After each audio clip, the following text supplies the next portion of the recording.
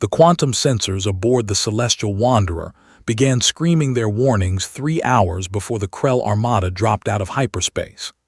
Honey Martinez, the ship's chief astrophysicist, stared at the cascading data streams with mounting horror, her fingers flying across the holographic interface as she tried to make sense of what she was seeing.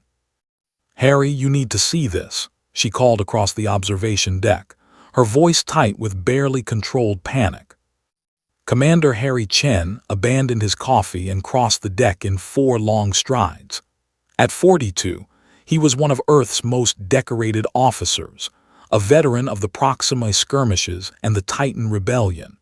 But nothing in his 20 years of service had prepared him for what Honey's screens were showing. "That can't be right," he muttered, leaning closer. "Run the diagnostic again." "I've run it 6 times, Honey replied, her dark eyes meeting his. "Harry, it's not a malfunction. There are 9,900 ships incoming, and they're all broadcasting Krell identification signatures."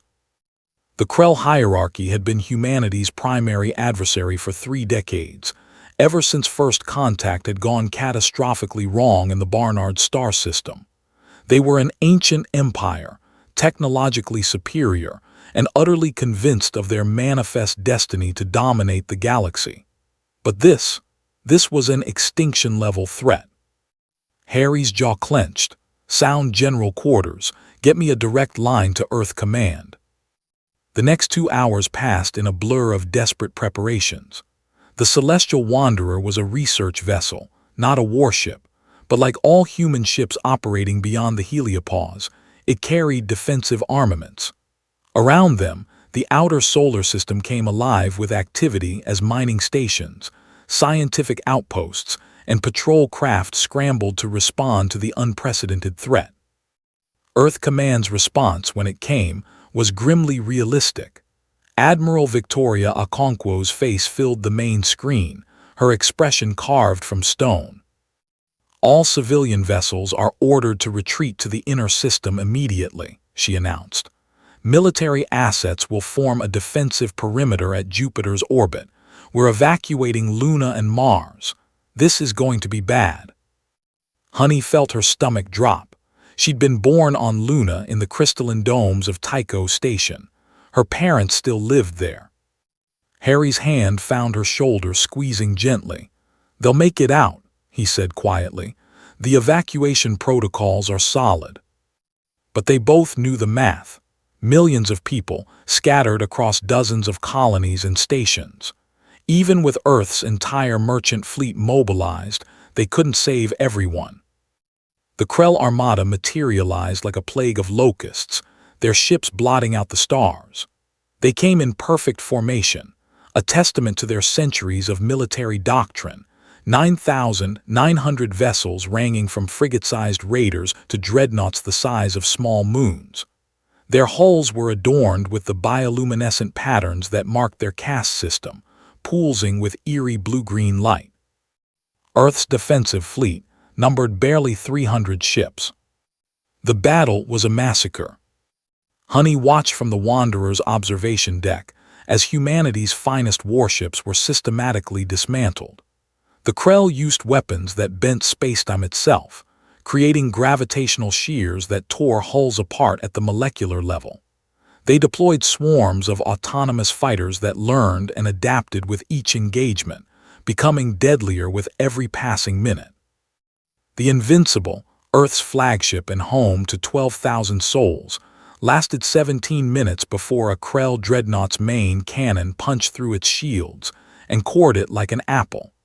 The detonation of its fusion reactors lit up the void like a miniature sun. "We need to run," Harry said, his voice hollow. He'd served aboard the Invincible for 5 years. Half his graduating class from the academy had been on that ship. "Where?" Honey asked. "They're everywhere. They're not just attacking the fleet, they're hitting the colonies, the stations, everything." She pulled up the tactical display. The Krell weren't interested in occupation or negotiation. They were executing a systematic extermination, moving methodically through human space like exterminators clearing vermin. Mars's orbital defenses had fallen. Luna's domes were being cracked open one by one, exposing millions to the vacuum. Earth itself was under assault from 3 separate battle groups. The Celestial Wanderer shuddered as a near miss from a Krell plasma barrage sent radiation sleeting through their shields. Harry grabbed Honey's arm and pulled her toward the bridge. "All hands prepare for emergency jump," he barked into the ship-wide comm. "Astrogation, I need a random vector as far as our Alcubierre drive can take us in one hop." "Sir, a random jump could put us inside a star or in deep intergalactic space," the navigation officer protested. "Better than staying here to die," Harry shot back. "Honey, I need you to modify our quantum signature. If we survive the jump, we need to be invisible to their sensors." Honey's mind raced. She'd published 3 papers on quantum stealth technology, theoretical work that had never been tested. Converting theory to practice while the world burned around them seemed impossible. But she was humanity's daughter, and humans had built civilizations on impossible. Her fingers danced across the control systems, rerouting power, recalibrating field generators, writing new algorithms on the fly. Around the Wanderer, space was filled with dying ships and burning debris. She caught a glimpse of the Righteous Fury, a destroyer that had been their escort for 6 months, spiraling helplessly with its engines sheared away. A Krell cruiser finished it with casual efficiency. "Quantum signature modification at 70%, she reported, her voice surprisingly steady. "It's not perfect, but it should reduce our detectability by an order of magnitude." "It'll have to do. Jump in 30 seconds. The Alcubierre drive spun up, warping spacetime around the ship, preparing to compress the light years ahead and expand them behind in a bubble of curved geometry. Honey strapped into her station and pulled up the comm channels, listening to the dying screams of humanity's fleet. Admiral Okonkwo's voice cut through the chaos one last time. "All ships, this is Earth Command. Fall back, scatter, survive. Carry humanity's memory to the stars. We will endure. We will." The channel went dead. "Jump," Harry commanded. Reality twisted. The Celestial Wanderer fell through the cracks in spacetime, leaving behind the greatest slaughter in human history. They emerged 300 light-years from Earth, in the vast emptiness between spiral arms. Harry immediately ordered a full sensor sweep while Honey checked their quantum stealth systems. The ship had survived, battered but intact. Over the next 6 hours, they detected 16 other human vessels scattered across a sphere of space tens of light-years across. Like the Wanderer, they were survivors. A cruiser with its weapons systems destroyed, 2 freighters, a hospital ship, various research vessels and scouts. 17 ships total from humanity's hundreds of thousands. 17 ships from billions of people. The refugees gathered in virtual space, their holograms meeting aboard the Wanderer. Honey stood beside Harry as they faced the other survivors, some crying, some catatonic with shock, some burning with rage. "We need to go back," said Captain Rodriguez of the cruiser Defiant. "We need to fight." "With what?" Harry asked gently. "We're barely armed. They have 9,000 ships." "Had," Honey corrected quietly. All eyes turned to her. "We destroyed some, maybe 100, 200. But even if we went back with everything we have, we'd just die too." "So what do we do?" asked Dr. Yuki Tanaka from the hospital ship. "Just run, hide, let Earth die." Harry stood straighter. "We survive. We rebuild. Humanity spread across 1,000 worlds.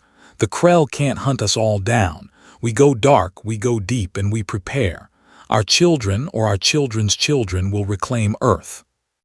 "That could take centuries," someone protested. "Then it takes centuries," Honey said, surprised by the steel in her own voice. "We're human. We're the species that survived ice ages and plagues. We crossed oceans in wooden boats and reached for the stars in metal tubes. The Krell think they've won. They think they've exterminated us." She looked around at the gathered survivors, at their haunted faces, and felt something fierce kindle in her chest. Let them think that. Let them celebrate their victory. We'll be out here in the dark growing stronger, and one day we'll come home, not as refugees, as conquerors. Harry nodded slowly. Agreed. New mission, survival and continuity. We find habitable worlds in the deep black, places the Krell have never heard of. We build, we multiply, we remember.